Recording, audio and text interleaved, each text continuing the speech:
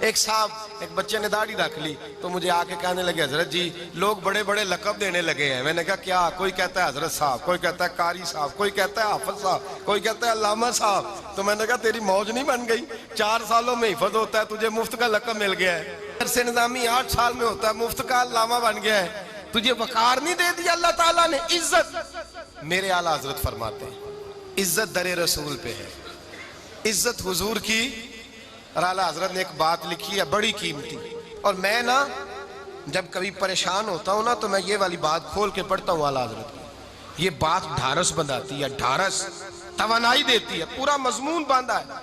اعلیٰ حضرت کہتے ہیں بیروپیہ تھا مداری, روپ بدل بدل کے دکھایا کرتا تھا, بادشاہوں سے انعام لیتا تھا. ایک دن اورنگزیب عالمگیر کے پاس آ گیا, کہنے لگا میں روپ بدلوں گا, اگر آپ پہچان نہ سکے تو میں انعام لوں گا. آپ نے فرمایا میں کوئی ایسے ویسا بادشاہ نہیں, کہا مجھے دھوکہ دینا مشکل ہے. کہا نہیں میں روپ بدلوں گا. حضرت اورنگزیب عالمگیر بڑے نیک بادشاہ گزرے, بڑے پرہیزگار آدمی. وہ بے روپیہ کہنے لگا میں روپ بدلوں گا, آپ نہیں پہچان سکیں گے. فرمایا چل جتنا تیرے اندر زور ہے لگا لے. حضرت نے اعلان کیا کہ میں نے فوجی بھرتی کر دیں, 2 ماہ کے بعد ٹیسٹ ہوگا. وہ 2 مہینے دوڑتا رہا, رنگ روپ بناتا رہا, آیا ٹیسٹ دینے, 2-3 سپاہیوں کا امتحان لیا. اس کی باری آئی تو 10 روپے دیے, کہنے لگے تیرے آنے جانے کا کرایہ میں نے تجھے پہچان لیا ہے.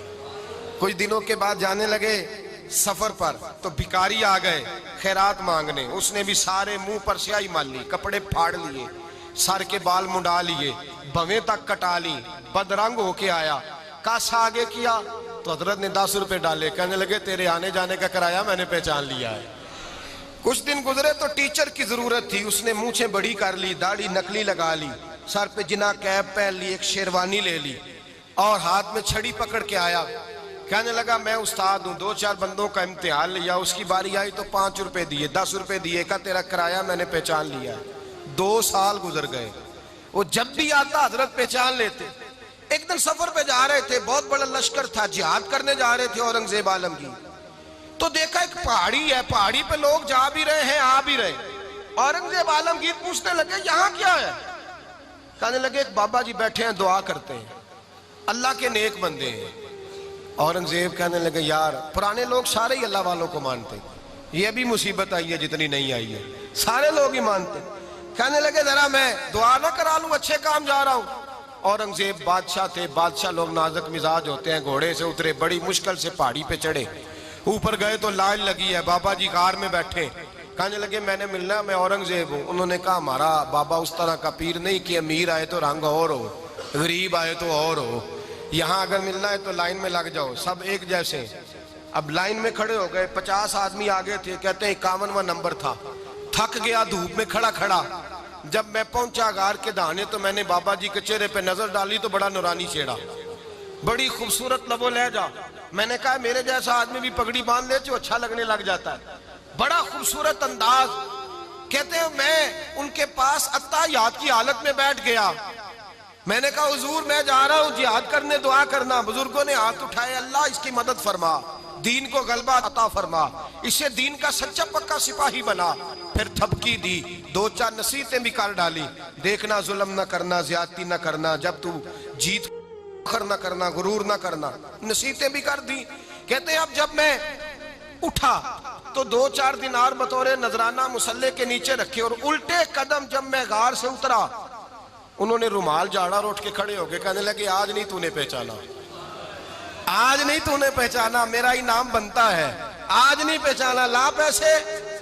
اورنگزیب کہنے لگا یار تو نے حد کر دی, کہاں چڑھا کہاں کھڑا رہا, دھوپ میں تھک گیا, کمال کر دی بھائی تو نے. بتا تو کیا لے گا, اب تو دیکھ جلدی بتا, وہ کتنے لوگ پیچھے دھوپ میں کھڑے ہیں, لشکر سارا کھڑا ہے, کیا لے گا؟ اس نے کہا سب سے قیمتی ہیرے وہ ہیں جو تیرے سر کے تاج میں لگے ہوئے ہیں, مجھے تیرا تاج چاہیے.